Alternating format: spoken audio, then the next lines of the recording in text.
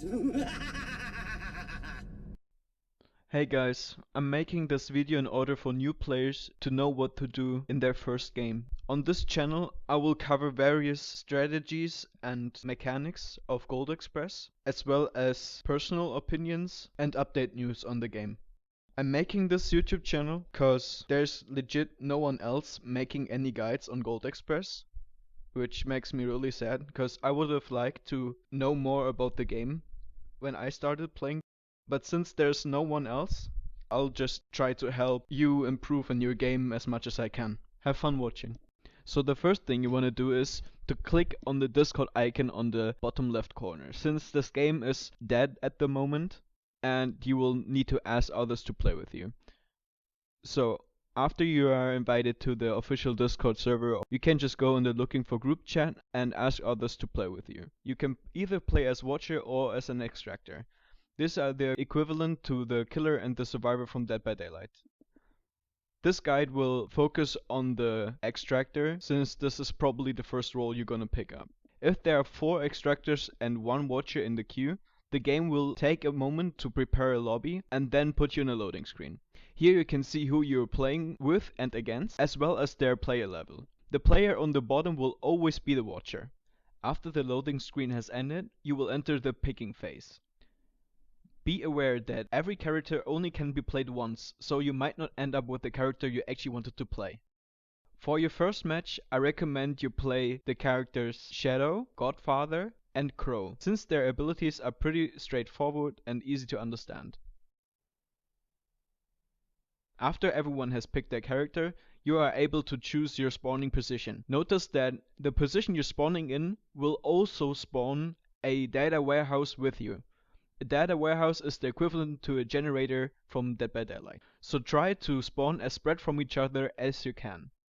After you have spawned, all objectives are blocked for 10 seconds. You can use these 10 seconds to make your environment safer. Try to find digital walls and make windows to walk through for later chases. Most of the new players overlook this mechanic, even though it is essential to becoming a better player in Gold Express. So try to get in the habit of building as many digital walls as you can. Walls can be constructed or deconstructed by pressing E next to them. By pressing Q, you can speed up this action, but it will consume 1 energy charge. After you feel safe enough, you can look for a yellow data miner. By pressing E next to it, you can extract a data cube. By pressing Q, you can speed up that action as well. Every data miner has 2 data cubes on them at the beginning of the game. And that is also the amount of cubes that you can carry. After you have picked up a cube, you can look for a data warehouse. For example, the one that you spawned with. Now you can upload the data cube on the data warehouse. By pressing Q, you can speed up that action as well. Unlike Dead by Daylight, there are no skill checks here. But be aware that the killer can put a virus on a data miner or a data warehouse. So if you think that the killer has passed your spawning location, clean the virus by pressing R first. If you work on a data warehouse before the virus is cleaned, you will be damaged. If you clean a virus without a virus being on the objective, you will block this machine for about 30 seconds. Yeah, that's him. Virus, oh fuck. It's not me. I hate this.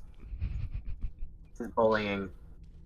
Be aware that every time you use your Q speed up on an objective, you will give your position away to the killer. This applies to extracting a data cube from a data miner, uploading a data cube, cleaning a virus, building and destroying data walls, healing, sliding, and fast vaulting.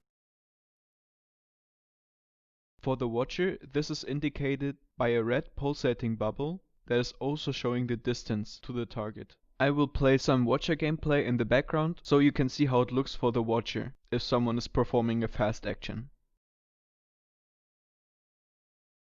So now that I have covered the basic mechanics of the early game, we're going to move on to the mid game.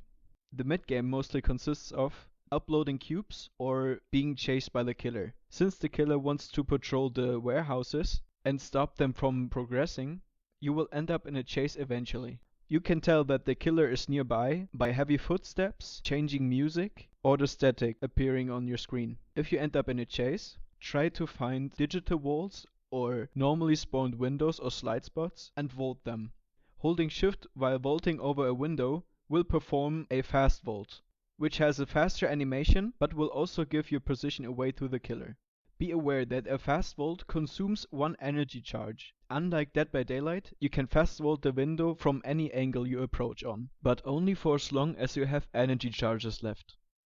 Once you are out of energy charges, you will always perform a medium vault.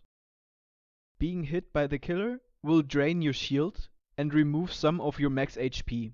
Being hit 2 times by the killer will cause you to be downed, unless the chase was so long that the shield has regenerated enough for you to take a 3rd hit. If your max HP is below 40%, the killer will instantly down you after 1 hit. After being downed, the killer can perform an execute animation, which will put you in the digital form. The killer cannot see you while being in the digital form. Try to find a teammate to heal you up. Every second you spend in the digital form will drain some of your max HP. If the killer is not performing the execute animation, you're able to get into the digital form yourself by holding E. While in digital form, your movement speed is increased. Being executed by the killer or putting yourself into the digital form will cause you to lose about 10 max HP. If your max HP hits 0, you will die instantly, and you will not be put in the digital form to be revived again. If the killer is performing the execute, all of his energy charges will be restored. That pretty much wraps up the mid-game. After 7 cubes have been uploaded, or there's only 1 survivor remaining, the flying trucks will appear and trigger the endgame.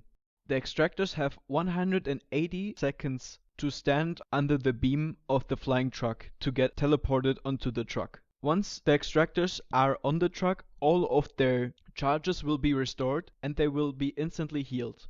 However, they cannot use their skills while being on the flying truck. Notice that extractors can still drop down from the flying truck to save other teammates that are being in the digital form or being chased. If all extractors are on the flying truck or every extractor died, the game will end. That pretty much wraps up your first game in Gold Express. I hope it was informative and you will continue playing this game. The next guide will probably come out next week regarding a different topic. See you then.